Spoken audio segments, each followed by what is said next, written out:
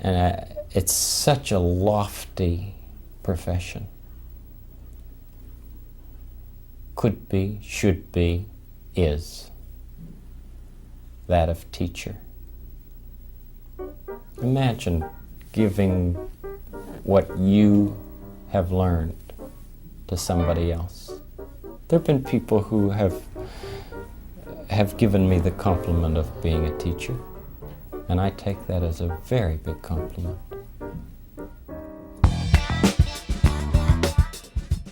Under the covers.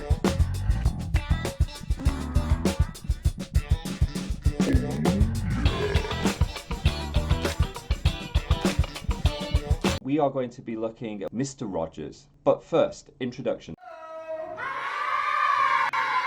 I'm Neil of Team Teacher. Hello everybody, it's Professor Reach. So I've cut the episode up because, you know, the episodes are 30 minutes long, but I wanted to I broke the episode down and you can kind of see the clips and you kind of see how he builds up this episode and how I feel it is kind of like a lesson plan. So yeah, the episode that we're talking about is one of the many episodes related to dealing with strong feelings, especially being mad. So let's have a look at the first clip, if you don't mind. Hey neighbor, glad we're together again. Yep. I've got something to show you here. This says nothing, but this says clap. Can you clap? Okay. And this says stomp. Can you stomp with your feet? Okay. Nothing. Now what's that? Clapping. Yeah, clap. Stomp. Nothing. Clap. Do it? Yeah, okay, fine. Every episode always, I cut that bit out because of time, but every episode starts with the theme song, him coming on, he sings the same song every class, every episode.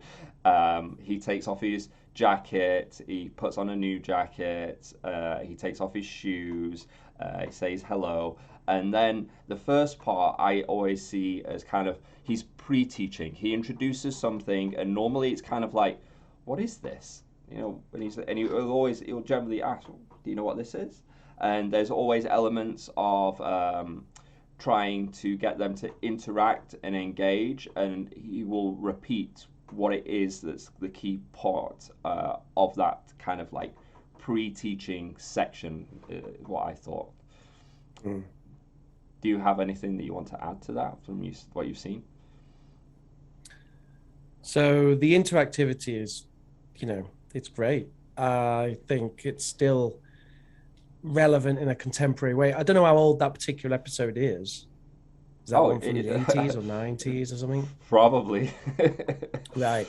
I mean, there's still definitely contemporary relevance with that, isn't there? I mean, we've had a look at some tuba teachers, and arguably his pedagogy is superior to that. Well, it is superior to that. I mean, there's interactivity. I can imagine the kids clapping along with it. Mm-hmm. I don't know about, have you shown this to your son to see how he respond? He's not old enough yet. Right. So you know, probably wait a little bit longer. Right. But there's no rush to it. I will be introducing him to it. Yeah. Right. Yeah, you know, the stomping, the clapping. I mean, you could see that, and from sort of following mentally while he was doing it, I think he's very much got the pauses and stuff well. You know, mm-hmm. He's got them right. It sort of surprises me actually that he wasn't a teacher. Yeah. Right. He's obviously had some interaction with kids. Maybe you said he was a minister, right, or something. So mm-hmm. Maybe it was in that way. He had some, you know, I don't know. He did some lectures on Jesus to the kids or something. I don't know. But obviously he's got some understanding of, you know, development and what people are capable of. And, you know, clapping and stomping, they're sort of base level little kid things to do, aren't they? You know. Yeah, and it's a good graded level where there's nothing much more superfluous than just clap and stomp, and then the kids like, oh, I can do this, and then we start to go a little bit deeper. We start to get into the actual lesson, and that's where they kind of transition and go to explore more of what clapping and stomping means and go into the thrust of the episode. So maybe we should carry on and have a look. Now, there's a group of very gifted performers who call themselves Stomp, and they use all kinds of things to make their rhythm music, brooms and cans and all sorts of things like that. Now, I thought you might like to meet them, so I asked if we could come to the place they're rehearsing today, and they said sure. So let's just go. Go and meet the people of Stomp. Come along. Notice the transition.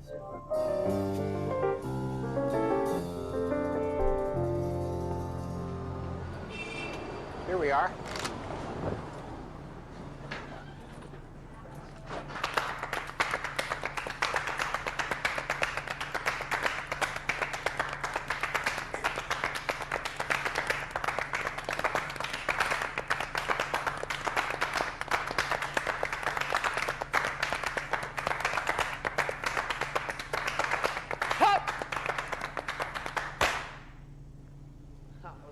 Hey, everybody, look who's here. Come on up, Fred. Hey, good to see you. How's it going? Great. It's good to see you Looks again. like it's going well with you. Hi, See ya. Matt. How are you? Good. Would you like to meet everybody? I sure would. All right. Thanks. Hi. This is Hillel. Hello, hello. Glad to meet you. All right. Tony. Hi, Tony. Kim Marie. Hello, Kim Marie. Michael. Hi, Michael. How are you? Glad to You be know, I'm here. Matthew, and you know Amina. Of course. This is David. Hello, David. How you doing? And Mike. Hi, Mike. Nice to meet you. Good to meet you. What was that you were doing when I came in? It's from a piece we call Hands and Feet. Well, I saw a lot of hands, but I didn't see much of the feet. Well, we working. add in the feet later. Would you like to see? I would. All right. Yeah, thanks. Get ready. Great. 3, 4.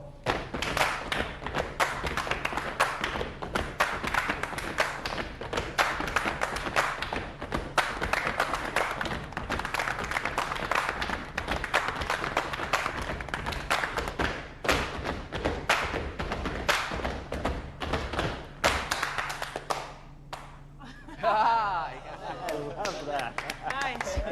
Fantastic. Boy, that's wonderful. You use your hands and your feet, and We had that pre-teaching, the clap and the stomp, and you know that's kind of him engaging and interacting with the child. And then for me, this is the you actually see the transition. He goes from his house and he shows all the transition from his house to there to make sure that the kids follow along. And then this is the application of the clapping and the stomping in the real world. This is the context of this is not just in the neighborhood, this is outside in the world, and this is how it works in the world.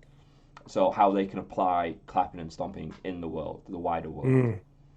Yeah, so there's very much a kind of narrative guiding of where your thinking's going. So you start with, like you say, this kind of controlled practice, and then he's like taking you into the real world, giving you this visual of, okay, now we're going out here. Look, here's some adults actually doing clapping and stomping and whatever, and the way they're using it, talking about using your hands and feet to make music. He said, he repeated that a few times about hands and feet. Mm-hmm. And I also quite like the way that he kind of came in, and all right, it was kind of cheesy and acted like, hi, Fred, or whatever. But then they had these introductions, and, you know, there was no rush. There was not like, you know, you can imagine in modern stuff, they'd be like, cut all that out, cut it out. You know, it's like, no. There's this kind of lingering shot where he says, hey, Chris, you know, nice to meet you. I'm Fred. Oh, you know, and that felt very authentic to me, actually, because that's like a real situation. If you did actually go in and meet a group of people, that's what you would do. Yeah. You know, hi, I'm Rich. Hi, I'm Rich. Hi, I'm Rich. You know, that is what people do. And for kids, I think, to see that kind of natural interaction, that's good. Yeah, you know, because they're going to pick up on that. and go, Exactly. oh, that's what happens when you meet people. Yeah, and it's kind of like these little authentic interactions, I think, are often more important than the actual thing that they're trying to show. Like you say, with modern TV shows, it's cut. If this was a modern show, say like MTV, or not like we have MTV anymore, but whatever kids show now, it's just straight to stomp. They just want to show stomp, and Right. you miss out on the boring stuff, that introduction, which is what the kids will have to do if they go to that dance class. They will have to introduce themselves to all the new kids and interact and say hi, and it shows just being friendly and being nice. And I like as well, I think it's important to note, is the way that he's framed clapping and stomping. It is with music, and it is it seems to be a happy release. So I don't know if you see where this is going, but let's go on to the next clip, and you can see kind of where he builds from this. Transition again.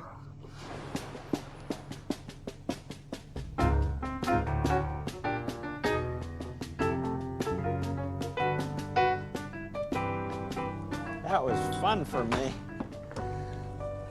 Stomp. Oh. We can clap for the fine work they do. Going back over it. Now let's have some make-believe. Get the trolley here. Trolley. We've been pretending that Lady Elaine Fairchild got angry and turned Grandpère's tower upside down. She's even afraid she turned Mr. McFeely into a doll. Well, let's pretend that she does her best to make things right this time, as the trolley goes into the neighborhood of make-believe. Did your boomerang get you into trouble, Lady Lane? It sure did. I've got to remember not to use it when I'm angry. Just remember your play clay and your steel pan, Laney. I'll try. You know, you're a really good friend, Betty. Old friends are the best, Laney, I tell you. And when are you going to come and see us in Southwood? Well, I've got to go sweep up right now. But when I'm finished, I'll come down for a visit. Well, okay, bye then. I need to go see how Janie is. Okay, Toots. Well, okay then. Bye-bye. Bye-bye, Betty-O. Thank you. All right, now, shall I boomerang us over to the tower? Okay, I think maybe you need a little bit more context with that. I don't know where this is going. So, one part of the episode, they always do this.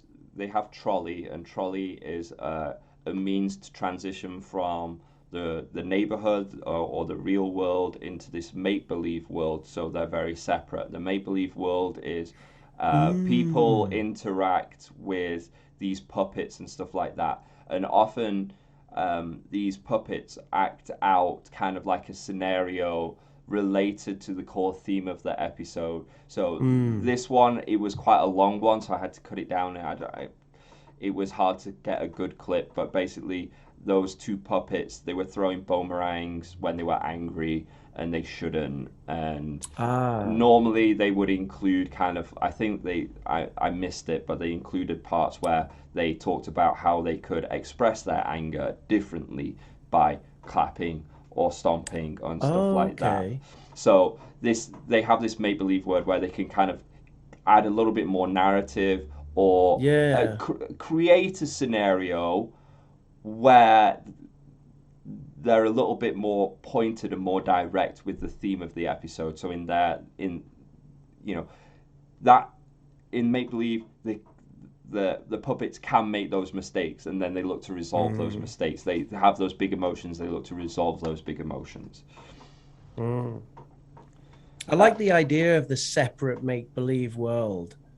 And especially keeping it very separate, because make-believe is a big thing for kids and some adults, in fact.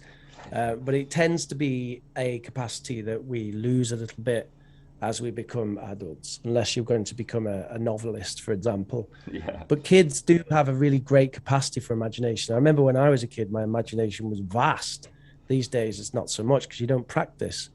But your ability to kind of visualize and go into another world is really, things can be very real. And then when kids see, films on TV and stuff, they at certain points, they can struggle. They come to a thing where they don't know what the difference is between what the fake film and reality. And you get kids kind of, I'm Batman or whatever, and this dog is Joker, right? And then hit the dog on the head with a stick or something.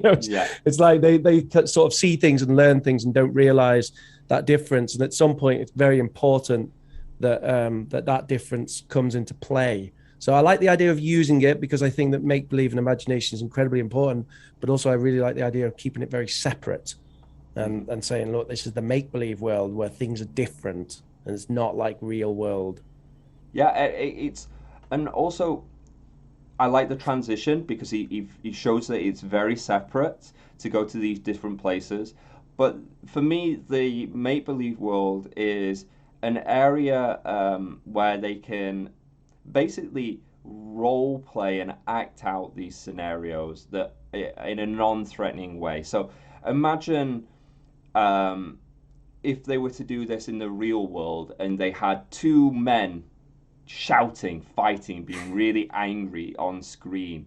For kids, that might be quite scary. But if it's just a puppet that's kind of like, oh, he's angry and he's throwing a boomerang around or something like that, then it's not so threatening. It's distant. It's make believe, and it's kept separate, and it allows them to kind of process those kind of emotions.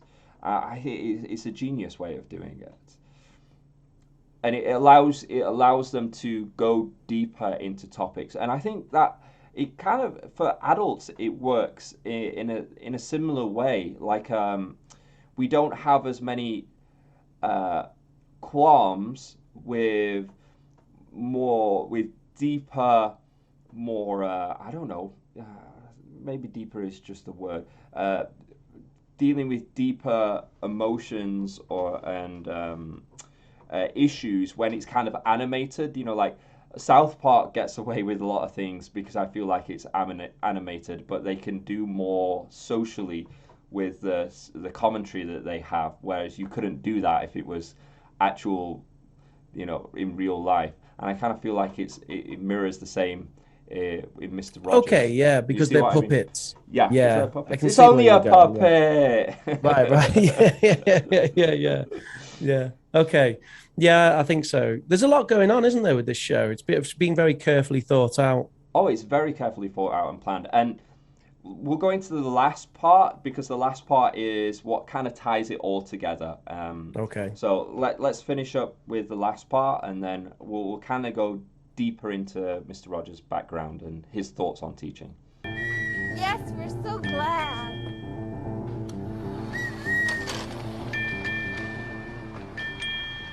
Lady Elaine says she'll try to do healthier things next time she's angry.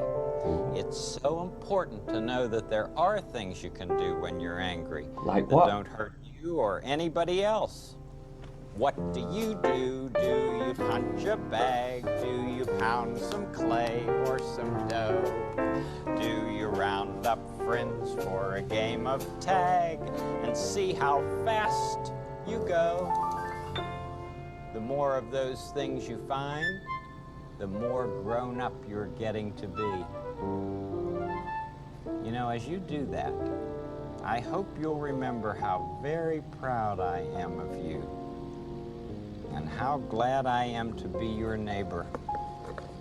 See you later, fish. It's such a good feeling to know you're alive. It's such a happy feeling. You're growing inside, and when you wake up, ready to say, I think I'll make a snappy new day.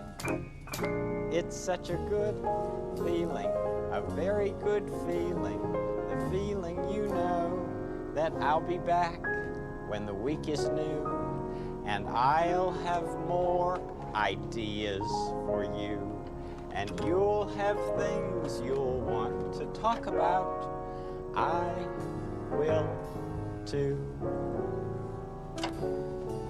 We always have plenty to talk about, don't we?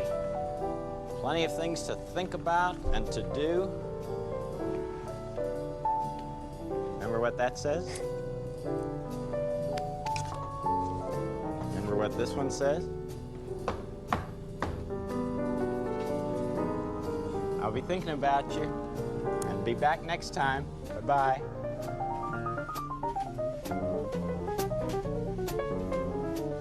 That was the song that we heard before, wasn't it?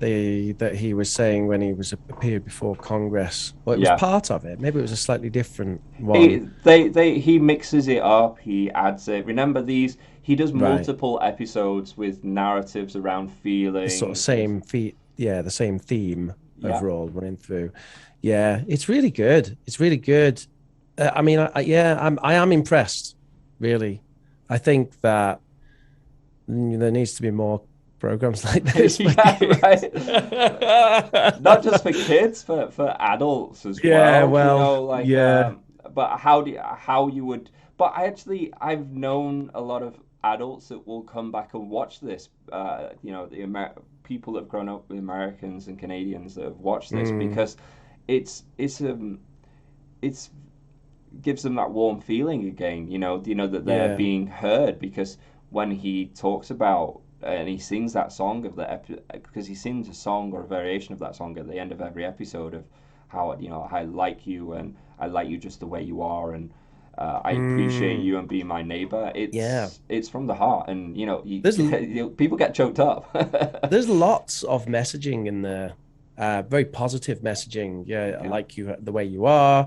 The more in control you are, what a happy feeling it is to be alive. There's lots of very positive messaging, especially from a mental health perspective. Yeah.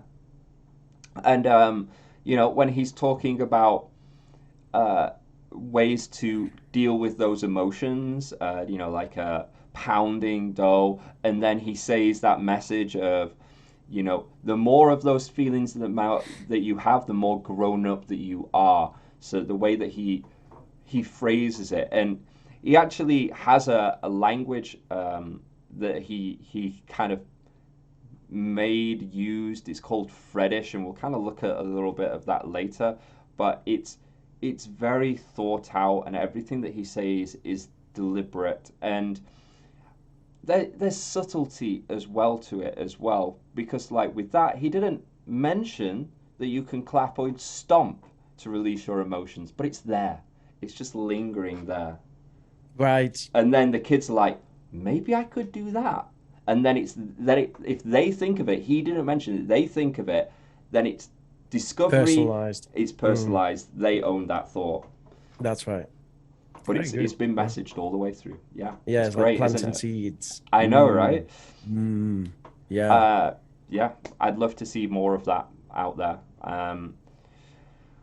But would you like to get a little bit more background on how he came to being like this? I think we can kind of look into his background with education and how that kind of informs the program, because it's quite interesting. If you like this episode of Teaching Masters and you want to see more, please remember to like, share and subscribe. Let us know what you think about Mr. Rogers. Would you like to see us delve more into Mr. Rogers and kind of go even deeper? Then leave a comment. If you're looking for more information from myself, you can go to teamteacherchina.com. We've got a whole bunch of materials, PowerPoints that you can use instantly in the classroom. We've got a Team Teacher China YouTube channel where we have videos teaching you how to use those materials. Team Teacher English, where we put those materials into a video form for self-study. And Team Teacher Baby, where I take my experience as a teacher and put that into parenting. And go to youtube.com/Professor Rich to see some English teaching. You can catch me weekly live streams on Oxford Online English YouTube channel. Oh, and also you can do a YouTube search for POG Space UK, and you would get my alpha version of my new gaming channel, which actually just have some trial content on there at the moment. You can email us here at eltunderthecovers@gmail.com if you have anything you'd like to contribute to the show. Smash that like button, share and subscribe. And watch 100% of the video and don't click off. Thank you. Bye.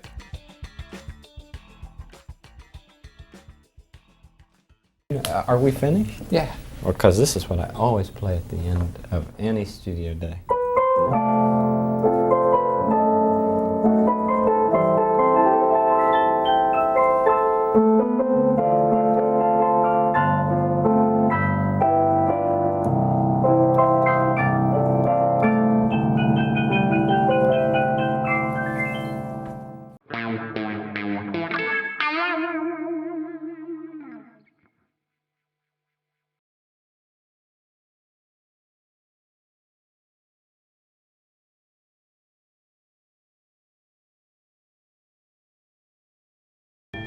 Yes, we're so glad.